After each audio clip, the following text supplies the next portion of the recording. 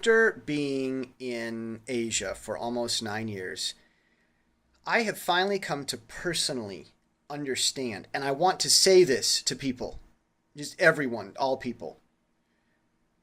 This so called soft racism in America, it is real. And I'm telling you, the word is xenophobia. That's what it's like.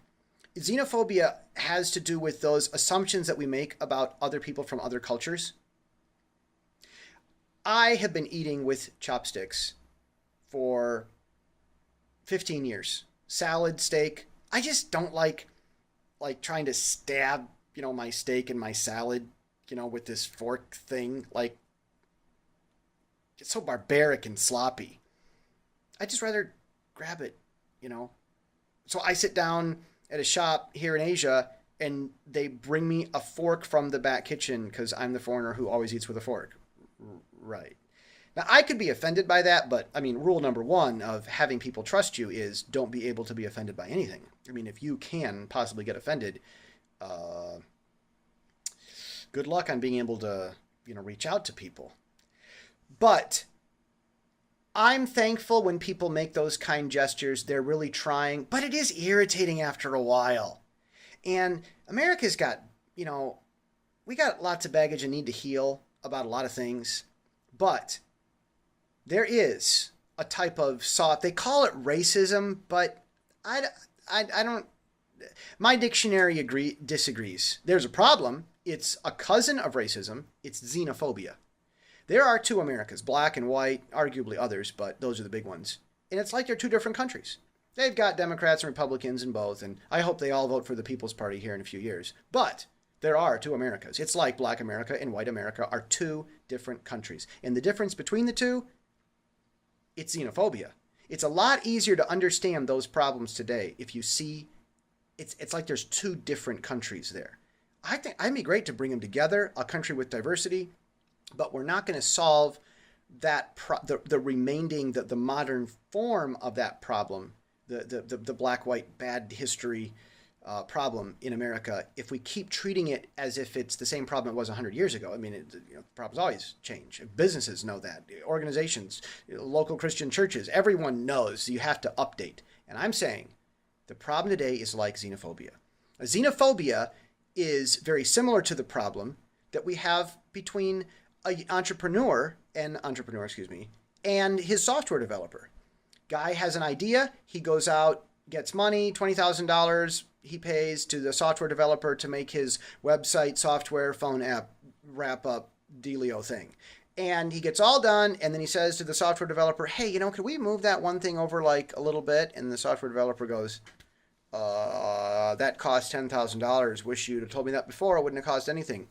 And the entrepreneur says to the programmer, why didn't you tell me that? And he's like, I did. Remember at that meeting when you told me to shut up and we were, and it's like, oh, we just do it. Why can't I get someone who, and this is how the fighting goes between the software developer and the entrepreneur.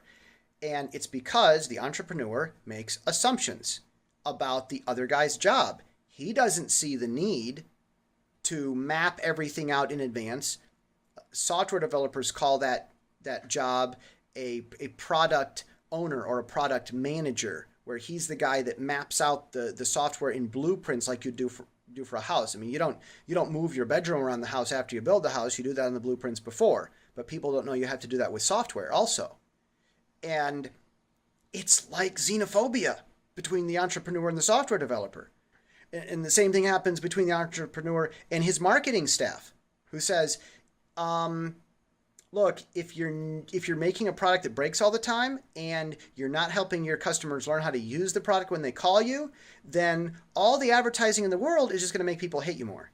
And the entrepreneur might not know that, which is kind of an ethical thing. Like maybe he's a bad person if he doesn't automatically know that. But there are assumptions between people of different professions, not just black and white America. Black and white America is one of the biggest problems, but it is everywhere. I'm telling you, it's xenophobia. It's xenophobia. And the same thing also happens. I do some software developing. Verb.inc.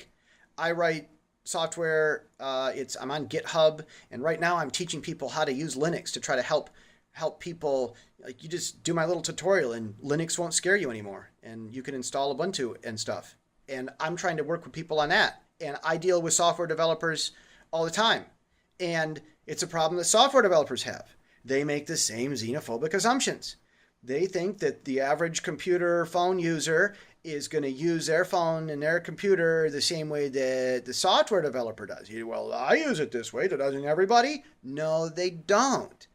And that's also a xenophobic assumption. And that's the problem we have with companies. It's why software isn't always wonderful. And sometimes software is great, sometimes it's not. And that's the problem we have with black and white people. That's the problem we have in different countries. Xenophobia.